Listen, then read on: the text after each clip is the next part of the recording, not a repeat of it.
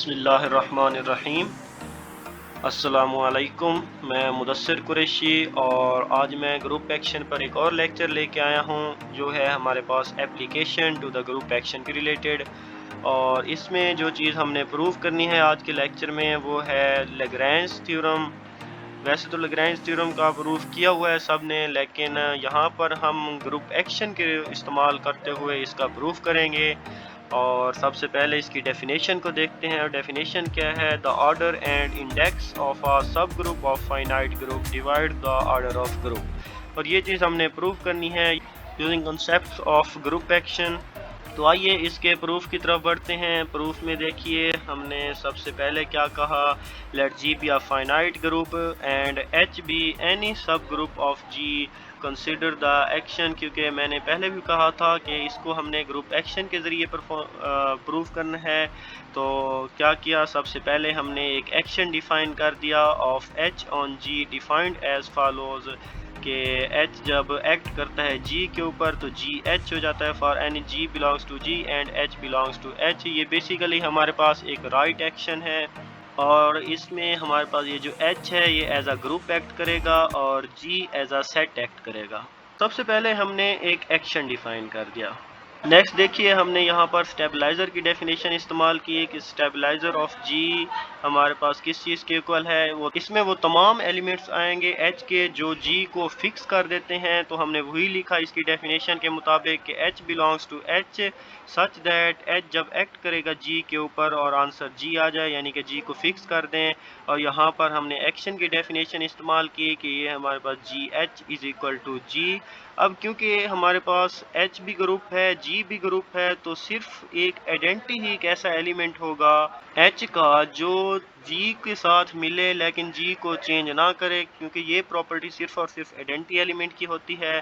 तो हम कह देंगे कि stabiliser of G is equal to identity subgroup. इसी तरह से हमने स्टेबलाइज़र को डिफ़ाइन किया।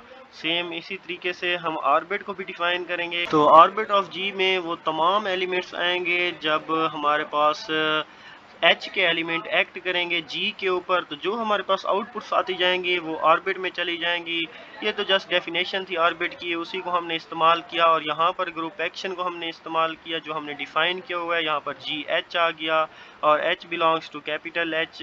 और इसको अगर हम मज़ीद इजीली लिखना चाहें तो हम कह सकते हैं ये जी एच के इक्वल है।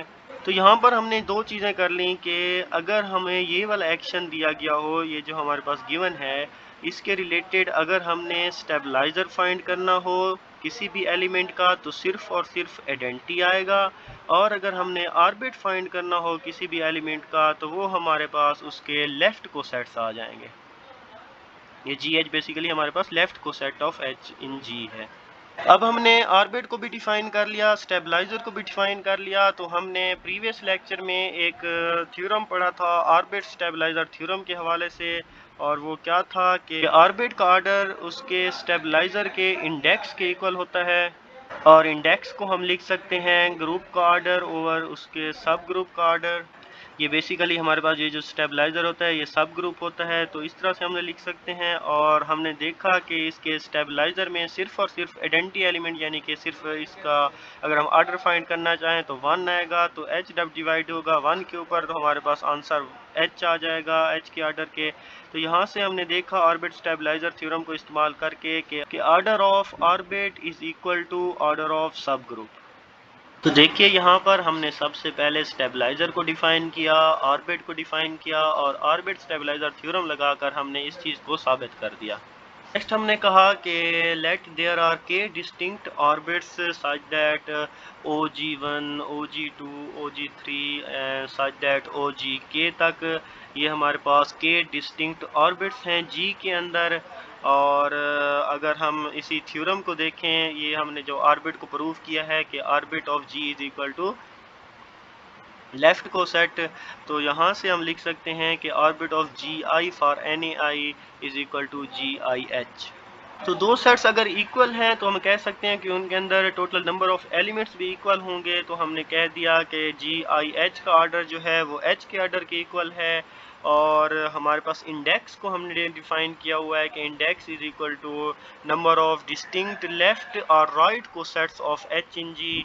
तो यहाँ से देखिए हमने क्या कहा था कि there are K distinct orbits, और ऑर्बिट हमारे पास लेफ्ट को सेट के इक्वल है। तो हम कह सकते हैं कि इसका इंडेक्स जो है एच का वो हमारे पास के है। एक बार फिर से सुनिए कि इंडेक्स को हमने डिफाइन किया हुआ है कि नंबर ऑफ डिस्टिंक्ट लेफ्ट और right cosets of H in जी। और यहाँ से हमने कहा कि there are K distinct orbit, और ऑर्बिट को हमने कहा हुआ है कि वो हमारे पास इसके लेफ्ट को सेट के इक्वल है। अब यहाँ पर क्योंकि के डिस्टिंक्ट लेफ्ट को सेट्स हैं तो इसका इंडेक्स कितना हो गया, के हो गया।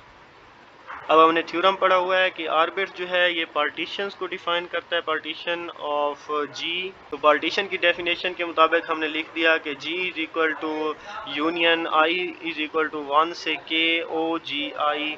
और हमने कहा हुआ है कि आर्बिट हमारे पास उसके लेफ्ट को सेट के इक्वल है, तो इसकी जगह हमने यही लिख दिया जी आई एच। और क्योंकि ये पार्टीशंस को डिफाइन करता है और ये डिस्टिंक्ट हैं तो हम लिख सकते हैं कि ग्रुप का order is equal to summation I is equal to 1 से के जी आई एच का ऑर्डर। और इसको जब हमने समीशन को ओपन किया तो ये हमारे पास आंसर आ गया। इसी तरह से हमने कहा हुआ है कि जी आई एच का ऑर्डर हमारे पास एच के ऑर्डर के इक्वल है। तो इसके आंसर हमारे पास क्या आएगा, ये भी एच का ऑर्डर, ये भी एच का ऑर्डर, ये भी एच का ऑर्डर, ये के टाइम्स एच के ऑर्डर आ जाएगा। और उसको हम लिख सकते हैं जी का ऑर्डर इज इक्वल टू के टाइम एच का ऑर्डर। और यही हमने प्रूव करना था जो कि लैग्रेंज थ्योरम का, कि order and index of a finite group divides the order of group. अब ये हमारे पास इंडेक्स है और ये हमारे पास सब ग्रुप का ऑर्डर है। तो अब हम इसको लिख सकते हैं ग्रुप का ऑर्डर ओवर के इज इक्वल टू एच का ऑर्डर, या इस तरह से भी लिख सकते हैं कि ग्रुप का ऑर्डर ओवर एच का ऑर्डर इज इक्वल टू के, जो कि हमारे पास लैग्रेंज थ्योरम का प्रूफ है। तो इस तरीके से हमने ग्रुप एक्शंस की मदद से इस लैग्रेंज थ्योरम को प्रूफ किया, जो कि हमारे पास एप्लीकेशन ऑफ ग्रुप एक्शन में आता है। तो इसके रिलेटेड अगर कोई क्वेश्चन है तो मुझे कमेंट बॉक्स में पूछ सकते हैं।